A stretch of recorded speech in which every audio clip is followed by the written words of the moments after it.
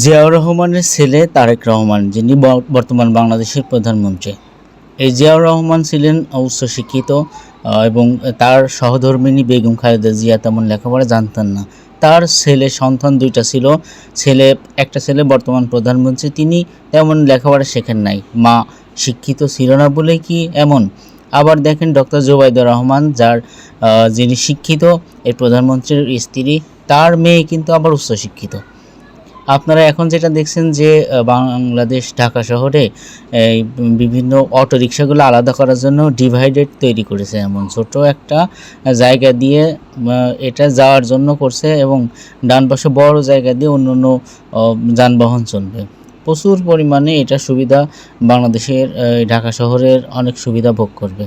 আর এখন যেটা দেখছেন এটা হলো যে ওই চিরাচরিত নিয়ম আর কি, যে বাংলাদেশের প্রথমে এই ঢাকা শহরের রাস্তাঘাটগুলো আগে করবে, পরে পানির লাইন করবে। এই যে কাটাকাটি শুরু, বর্তমান সরকারের সময়ও এমন হচ্ছে।